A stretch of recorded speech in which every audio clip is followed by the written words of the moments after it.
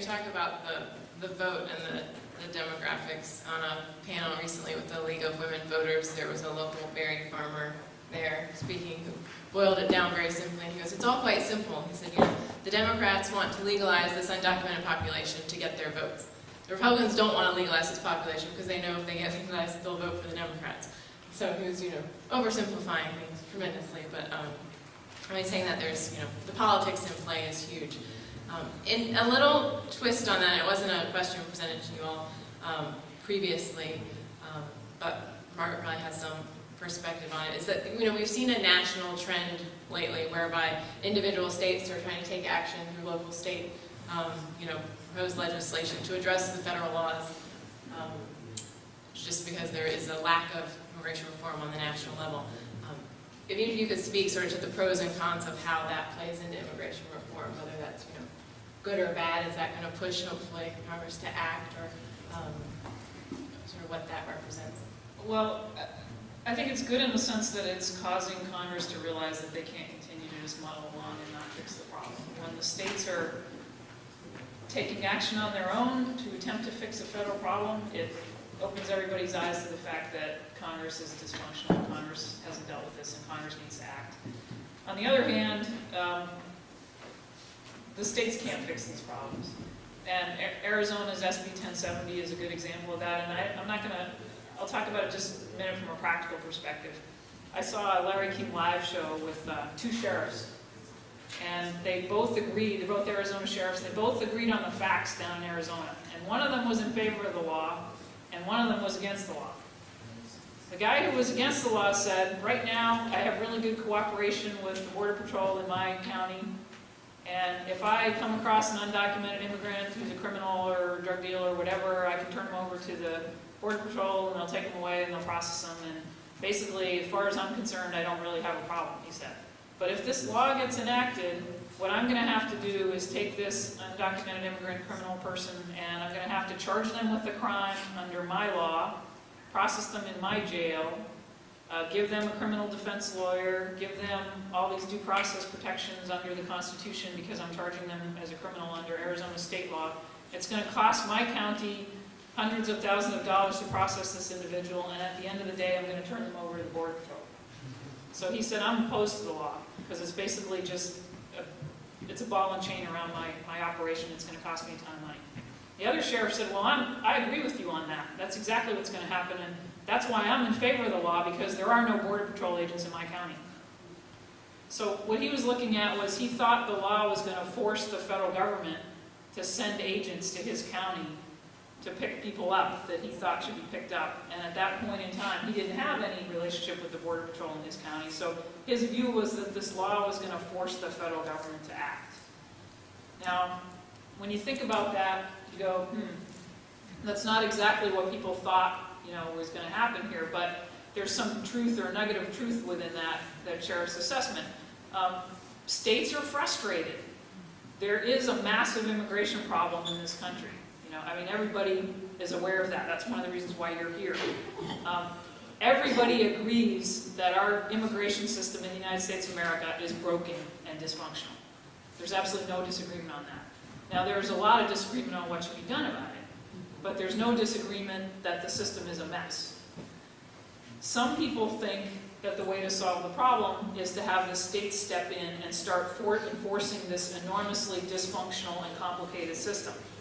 No state has actually done that yet, and I'm kind of, in a way, since I don't live in Arizona, I kind of wish they would try it, although they've been enjoined by a federal judge, because it would soon hit them in the face, and they would immediately run away as fast as they could and decide that they weren't going to try to solve this problem to the federal government.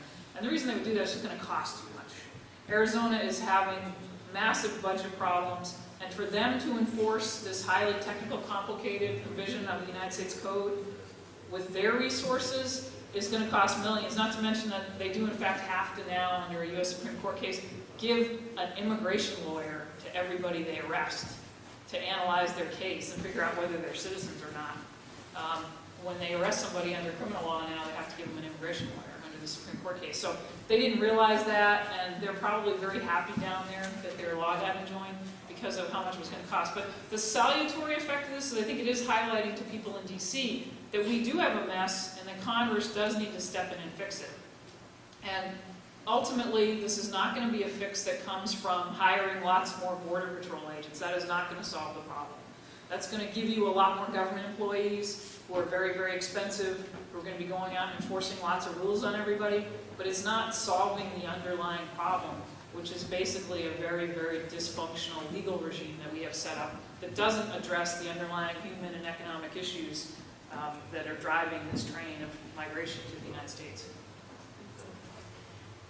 Do you want to see if there are questions? We've got about... Charles didn't have a chance to ask his question. Okay. So we That'd be can start with that. First of all, I'd like to thank and applaud the sheriff for his thoughts on immigration actions in this state, at least.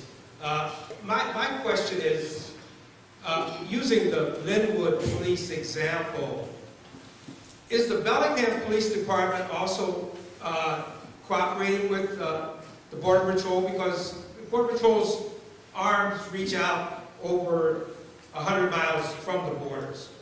And if that's happening, and I'm in a gang-related neighborhood, very deeply gang-related, are the people that have status or don't have status, that are immigrants, are they afraid to call the Bellingham Police Department because there might be police in that group that were willing to call the Border Patrol for assistance or for translations, etc. And the gangs, are they aware of this action that could happen?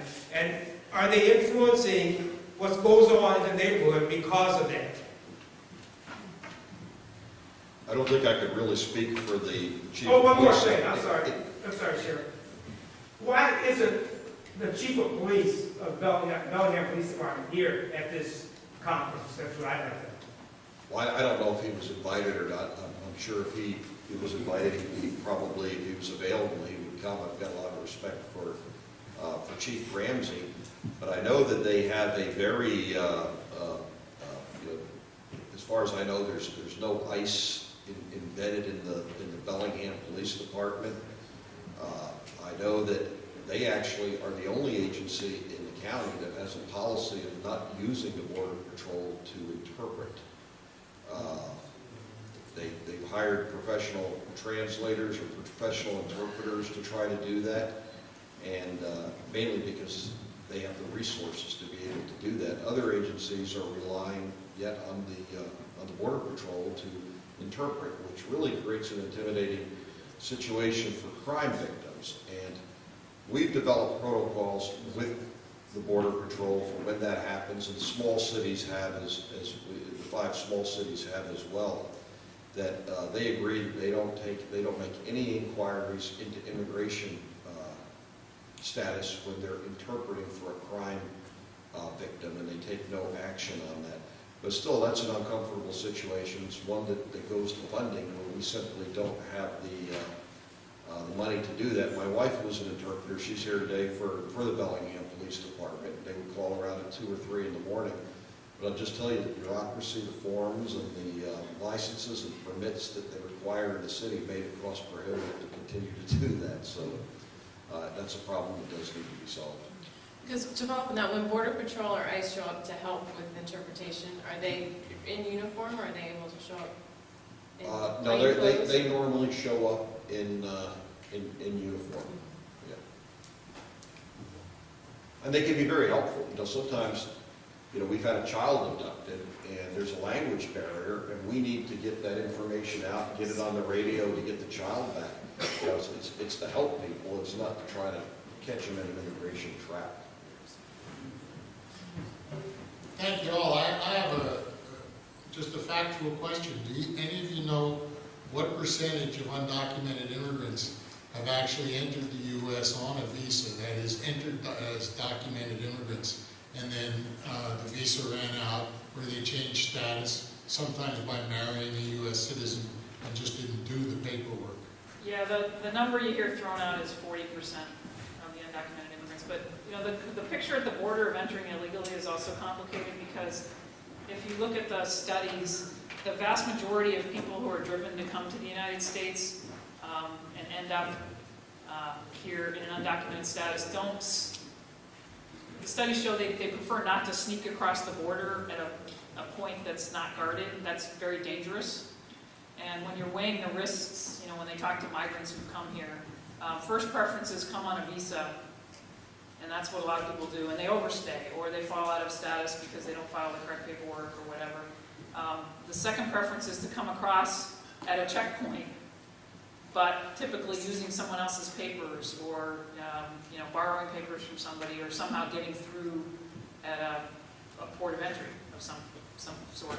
And the last preference is crossing in the traditional manner that you see people, you know, thinking about, which is, you know, running across the desert in Arizona in the middle of the night or something.